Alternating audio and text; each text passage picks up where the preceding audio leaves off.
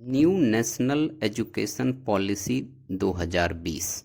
Yes, new national education policy 2020 के तहत शिक्षण प्रणाली में चेंजेज देखने को मिलेगा। उस चेंजेज के बारे में आज हम इस पर टॉक करेंगे।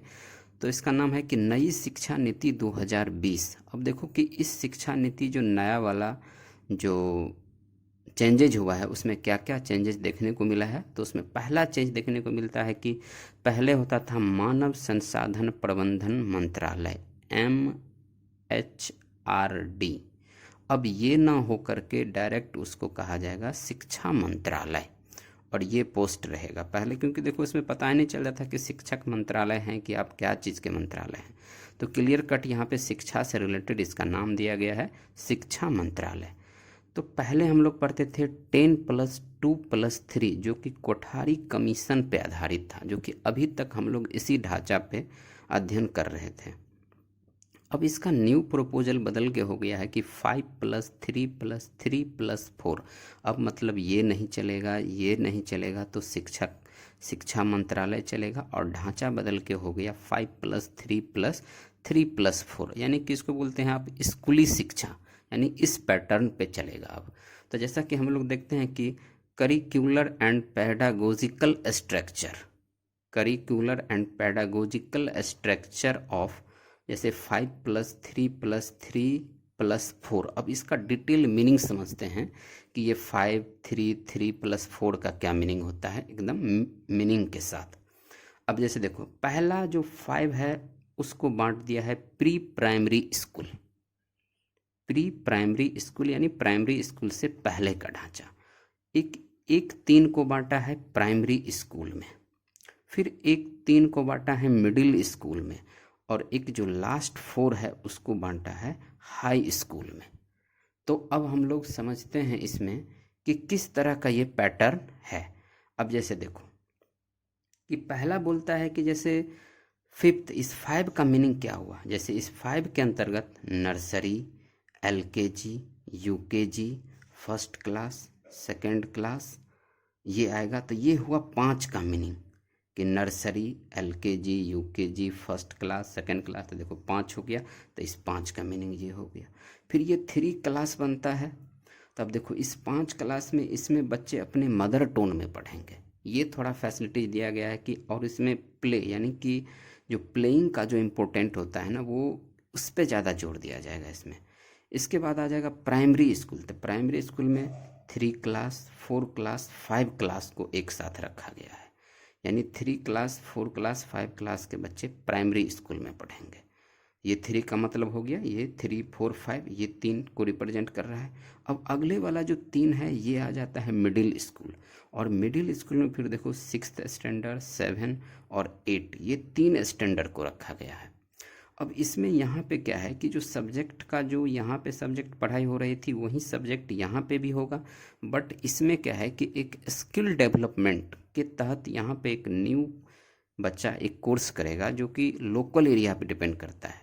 कि मान लो कि आप कोई जैसे कोई आपके मोहल्ले में या कुछ भी कोई थोड़ा बहुत काम चल रहा है, तो उसमें जाके वो पार्टिसिपेंट करेगा, उसके बेसिस पे भी उसको मार्क्स मिलेगा। तो ये हो गया कि कहीं ना कहीं कि एक रोजगार को थोड़ा बढ़ावा देने के लिए इस तरह का ये ढांचा दिया गया है। इसके बाद आते हैं हम लोग हाई स्कूल में। इस 4 का मीनिंग क्या बनता है। देखो तो इस 4 का मीनिंग ये बनता है कि इस 4 में हम लोग ये समझेंगे कि इस देखो अब इसमें 8 तक तो हो गया था, तो 9th, 10th, 11th और 12th इसको रखा गया है इसमें। अब जो पहले हम लोग करते थे कि आफ्टर 10th पास, यानी 10 तक पहले क्या था कि सभी बच्चों को एक साथ पढ़ना पड़ता था। जैसे यहाँ पे 10+2+3 यानी 10 तक सबको एक जैसा पढ़ना पड़ेगा।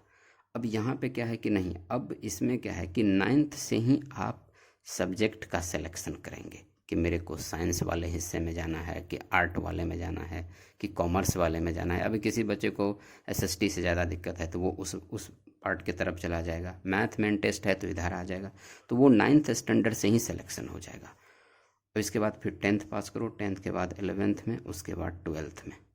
तो ये 10th वाला हिस्सा में क्या है कि अब एक ये कन्फ्यूजन हो रहा है कि बोर्ड है कि नहीं। तो अब बोर्ड वाले में क्या है ना कि ये आफ्टर द 6th मंथ यानी सेमेस्टर वाइज करके 2 सेमेस्टर करके होने का चांस है, और उसमें उसके बेसिस पे इसके बोर्ड का एवेल्युएशन होगा। तो ये हो गया कि 10th से ही आप सब्जेक्ट का, 9th से ही आप सब्जेक्ट का सिलेक्शन बच्चा करेगा कि 9th में मेरे को किस सेक्शन में जाना। आफ्टर दैट ये 12th की बात होती है।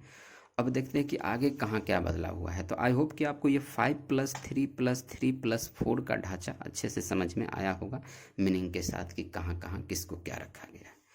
अब बात करते हैं हम लोग हायर एजुकेशन। अब देखो यहाँ पे higher education means after 12th।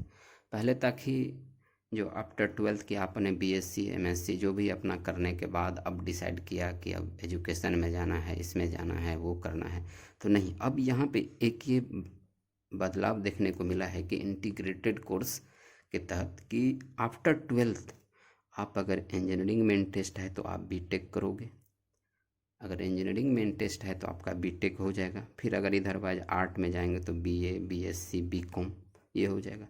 अब इतना करने के बाद अगर ये कह रहा है कि मतलब टीचिंग में इंटरेस्ट है तो उसके लिए उसको बीएड करना पड़ेगा, और ये सभी कोर्स 4 ईयर का होगा। 4 साल का ये डिमांड किया गया है कि ये 4 साल का प्रपोजल है कि ये 4 साल का होगा। और सबसे बड़ी एडवांटेज एक ये चीज़ हो गया इसमें एक बदलाव के तौर पे कि अगर कोई आदमी सपोज करो कि बीटेक में एडमिशन लिया, उन्होंने फर्स्ट ईयर की पढ़ाई पूरी कर दी, तो उसको एक सर्टिफिकेट यानी ऑथोरिटी मिल जाएगा कि हाँ आपने फर्स्ट ईयर कंप्लीट किया है। और उसके बाद उन्होंने 2 साल की पढ़ाई छोड़ दी, फिर 3 साल 4 साल के बाद उन्होंने स्टार्टअप करेगा, तो फिर उन्होंने फर्स्ट ईयर कंप्लीट रहेगा उसका, फिर सेकेंड ईयर से स्टार्टअप होगा। अगर मान लो कि कोई अगर 2 साल पढ़ के छोड़ दिया तो उसको डिप्लोमा का सर्टिफिकेट मिलेगा। अगर 3 ईयर पढ़ के अगर छोड़ दिया तो उसको ग्रेजुएशन का सर्टिफिकेट मिलेगा। और अगर 4 साल अगर पूरा कर लेता है तो then will be the BTech का डिग्री। तो इस तरह से ये एक अच्छा हुआ कि अगर आप 2 साल पढ़ के अगर छोड़ देते हो किसी कारणवश, आफ्टर 2 साल 3 साल के बाद अगर फिर स्टार्टअप करते हैं तो आपको शुरू से स्टार्ट नहीं करना होगा। जहाँ तक आपने की है पढ़ाई वहाँ तक का डिग्री मिलेगा, सर्टिफिकेट मिलेगा, एंड आफ्टर दैट उससे आगे की पढ़ाई होगी। अब इसमें क्या है कि ये अगर कंप्लीट करने के बाद अगर 4 साल के बाद तो आपको जो पहले अभी का जो ढांचा है कि एमएससी एमए, अब ये सब 2 साल का है, तो नहीं, अब ये 1 ईयर का हो जाएगा। और मान लीजिए आपने बीटेक किया तो इसके बाद आप 1 ईयर के बाद एमटेक हो जाएगा। तो ये प्रपोजल है हायर एजुकेशन वाले के लिए, ऐसा ढांचा है। अब देखो इसके बाद हम लोग आगे कुछ क्या चेंजेज हुआ है। अब जैसे देखो पहले होता था कि जैसे एनसीटी से बीएड कॉलेज मान्यता प्राप्त है, एनसीवीटी से आईटीआई कॉलेज है, या वोकेशनल कोई भी कॉलेज वॉलेज है तो वो इस तरीके से मान्यता प्राप्त होता है, अप्रूव्ड होता था। यूजीसी है तो बीए बीकॉम बीएससी वाला कॉलेज इससे अप्रूव्ड होता था। अगर कोई इंजीनियरिंग कॉलेज है, पॉलिटेक्निक कॉलेज है तो एआईसीटी से मान्यता प्राप्त लेता था। यानी इसके तहत ये लाइसेंस देती थी कि आप कॉलेज को हैंडल करो। इसके तहत ये एक ऑथेंटिक स्टैंडर्ड संस्था है जिसके थ्रू इसको लाइसेंस मिलता था। तो अब क्या कह रहा है कि नहीं, ये सब संस्था अब नहीं चलेगी। अब इसके जगह पे क्या है कि जितना भी इंडिया में कॉलेज है, ऑल कॉलेज को एक कोई बोर्ड हैंडल करेगा एक्सेप्ट मेडिकल, और मेडिकल वाले हिस्से को अलग छोड़ दिया गया है और इस वाले हिस्से को अलग रखा गया है। तो इस बेसिस पे एक किया गया है।